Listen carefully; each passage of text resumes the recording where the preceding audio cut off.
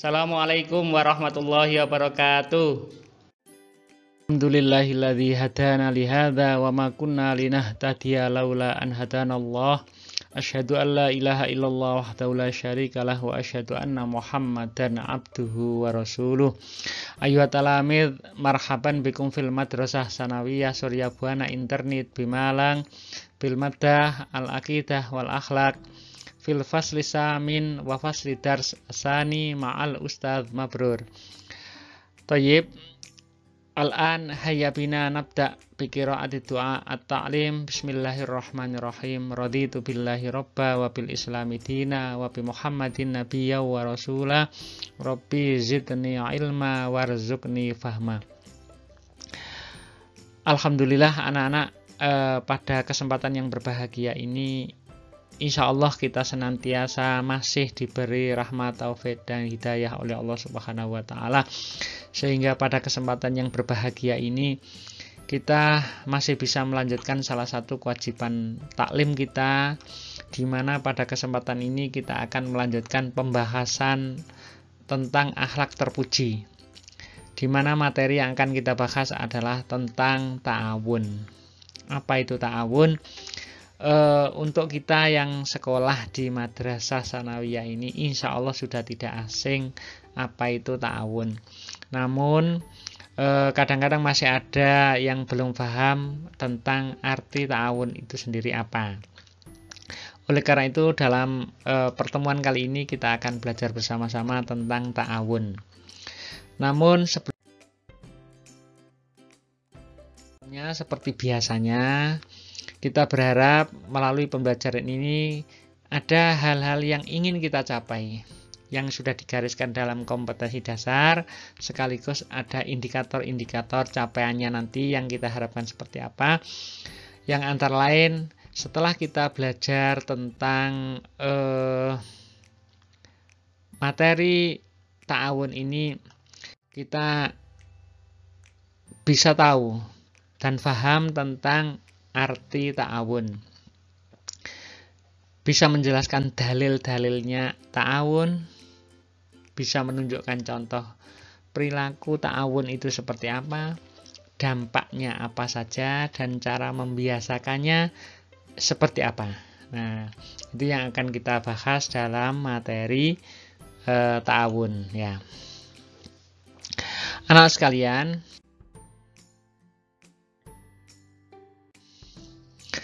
agar pembahasan itu tidak melebar kemana-mana, maka ada alur yang harus kita lalui melalui peta konsep, yaitu materinya adalah meliputi tentang pengertian ta'awun, kemudian dalilnya, contoh perilaku ta'awun, kemudian dampak positifnya ta'awun, serta cara membiasakan kita berta'awun ya. Anak sekalian, langsung saja kita masuk pada materi. Tetapi sebelum masuk ke pengertian atau intinya materi yang menjadi bahasan kita, terlebih dahulu seperti biasa Pak Mabrur menyajikan ada gambar-gambar yang bisa kita harapkan sebagai pengantar untuk mengantarkan pemahaman kita tentang materi yang akan kita pelajari bersama-sama agar fokus, agar mengena, menjadi lebih mudah paham, dan pas sesuai dengan yang kita inginkan tadi itu ya. Di gambar itu ada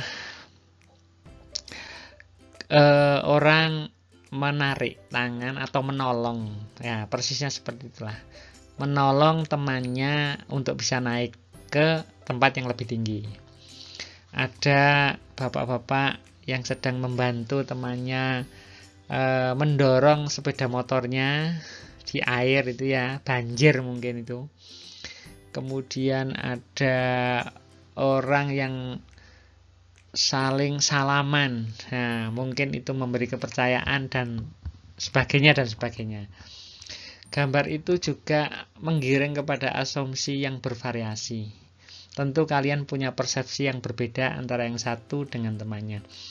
Mudah-mudahan gambar-gambar ini mampu memancing sekaligus mengantarkan pemahaman kalian tentang apa itu ta'awun agar bisa mengerti lebih mudah ya. Anak-anak sekalian, perlu kalian ketahui bahwa ta'awun itu juga berasal dari bahasa Arab yang artinya saling, ada salingnya, saling menolong, saling membantu. Ta'awana ya ta'awanu, ta'awunan itu artinya ada kata saling. Saling membantu itu arti. Yang namanya saling itu berarti dilakukan oleh dua orang yang saling itu ya yang satu memberi, yang diberi ya memberi. Jadi kalau yang A menolong B, B juga menolong A. Nah, itu namanya saling. Nah, yang di sini yang bahasan utamanya itu tentang tolong menolong, bantu membantu. Sadarlah bahwa tidak ada manusia yang lepas atau hidup tanpa bantuan orang lain.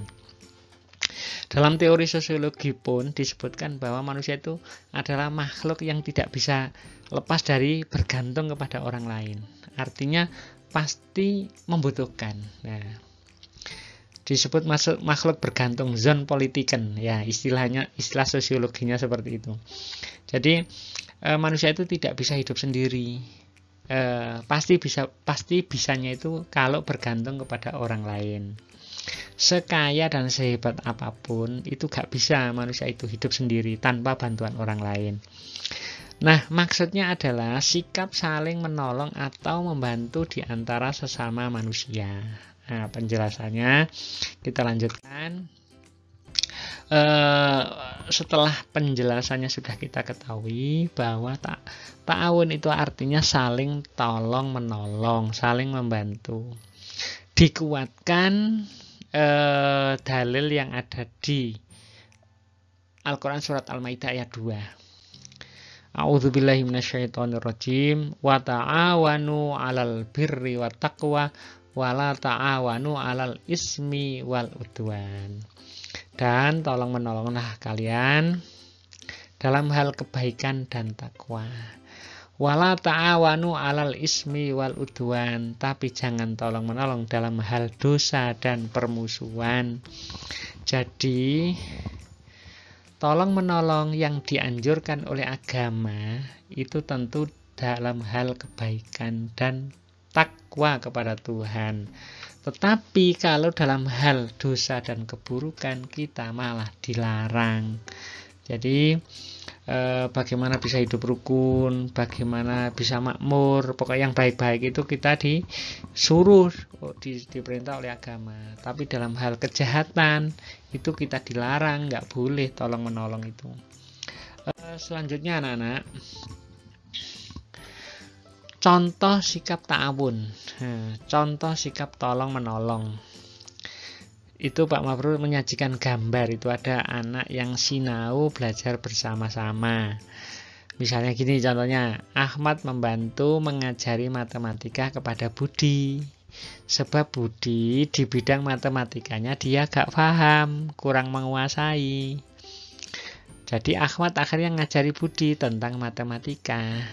Tetapi Ahmad sendiri kebalikannya, yakni Budi mengajari fikih kepada Ahmad karena Ahmad kurang menguasai pelajaran fikih. Jadi karena Ahmad pinter matematik tapi nggak bisa fikih, Budi pinter fikih tapi nggak bisa matematik, akhirnya dua-duanya saling menutupi, membantu, menutupi kekurangannya.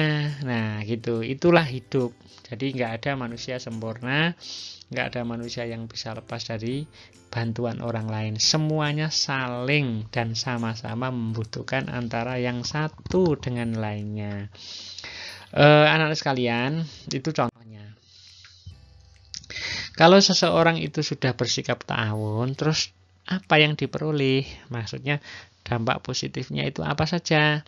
Yang pertama, bisa terpenuhi kebutuhan hidupnya. Nah, sekalipun orang itu kaya raya, dia pasti membutuhkan Pak Tani. Karena apa? Sekalipun dia kaya, kalau nggak ada Pak Tani nggak bisa makan, karena yang menanam padi itu Pak Tani. Nah, gampangnya begitu. Nah, orang yang mau bertawun itu hidupnya tenang, karena kebutuhannya itu terpenuhi. Lah kok terpenuhi? Dipenuhi oleh yang lain memenuhi yang lain memenuhi yang lain, dan seterusnya dan seterusnya. Akhirnya timbul jadi mata rantai gitu ya. Jadi itu indahnya hidup itu di situ itu, karena ada saling membantu antara yang satu dengan yang lain. Kemudian tugas yang berat menjadi ringan. Kenapa? Karena dikerjakan bersama-sama. Nah, kemudian terwujud persatuan dan kesatuan. Ingat anak-anak, tugas yang berat jadi ringan, yang lemah jadi kuat. Ingat teori tentang sapu lidi. Sapu lidi itu kalau sendirian mudah patah, tidak bisa berfungsi apa-apa. Tapi kalau sudah digabung menjadi satu, bisa untuk nyapu, terus bisa kuat, dan seterusnya dan seterusnya. Terwujudnya rasa simpati. Nah, orang yang suka membantu, suka bertawun, pasti mendapat simpati dari banyak orang, mesti disukai orang yang suka membantu. Kemudian yang terakhir adalah mulia dalam pandangan Allah. Kenapa? Karena sejalan perintah Allah tadi, wa ta'awanu 'alal birri wa taqwa wa la ta'awanu 'alal ismi wal udwan. Karena dia taat pada perintah Allah, maka tentu dia disukai oleh Allah. Nah, anak-anak, terus cara membiasakannya bagaimana? Cara membiasakannya adalah yang pertama, sadar akan kelebihan dan kekurangannya. Artinya, setiap manusia itu tidak ada yang sempurna, mesti ada yang kurang, ada yang lebih. Nah, yang lebih memberi kepada yang kurang. Nah, gitu loh. Di balik manusia yang kurang, pasti dia punya kelebihan, sehingga kelebihannya itu bisa diberikan kepada orang lain yang membutuhkan. Yang berikutnya, tidak memaksakan kepentingan pribadi. Nah, yang berikutnya lagi, membiasakan diri untuk rela berkorban. Yang namanya menolong orang itu pasti mengorbankan diri, tapi dia rela karena didasari oleh rasa kebaikan dan takwa kepada Allah tadi itu. Kemudian pasti dia akan mementingkan atau mengedepankan kepentingan umum, kepentingan orang banyak. Artinya dia tidak mungkin egois, karena sudah dilandasi oleh jiwa ta'awun. Dan yang terakhir adalah dia pasti senantiasa mendapat pertolongan, memohon pertolongan kepada Allah. Karena tanpa pertolongan Allah, manusia siapapun tidak akan mampu untuk bertawun. Kesimpulannya adalah bahwa ta'awun itu bisa diartikan sebagai sikap saling tolong-menolong di antara sama manusia yang didasari atas kesadaran bahwa setiap manusia itu memiliki kelebihan dan kekurangan. Dalam Al-Quran surat At-Taubah ayat 71 itu ada sebuah ayat yang perlu dan bagus untuk kita renungkan ya. Wal a'udzubillahi minasyaitonirrajim wal mu'minuna wal mu'minat ba'duhum awliya'u ba'din ya'muruna bil ma'ruf wa yanhauna 'anil munkar wa yuqimuna sholata wa yutuna zakata wa yuti'una Allaha wa rasulah ulaika sayarhamuhumullah innallaha azizun hakim. Silakan dibaca dan dihayati. Terakhir, Pak memberi tugas yang berupa sikap apa yang akan kalian lakukan jika ada teman atau seseorang mengajak bekerja sama untuk mencuri barang milik orang Kristen. Nah, artinya orang yang berlainan dengan agama kalian. Kira-kira kalian bagaimana? Silakan ditulis di buku dan difoto, kemudian kirimkan lewat Google Classroom-nya kalian masing-masing ya. Alhamdulillahirabbil alamin. Demikian anak-anak. Mudah-mudahan pertemuan kita kali ini menjadikan tambahan ilmu yang manfaat dan berkah bagi kesuksesan masa depan kita semuanya ya. Naktafi dirasatanal yaum. Syukran jazilan ala husni ihtimamikum ila liqa fil fursatil atiyah insyaallah. Hayya bina nahtatim bi qiraati hamdalah wa kafaratul majlis. Alhamdulillahirabbil alamin. Subhanakallahumma bihamdika asyhadu an la ilaha illa anta astaghfiruka wa atubu ilaik. Billahi taufiq wal hidayah wa ridha wal inayah. Wassalamualaikum warahmatullahi wabarakatuh.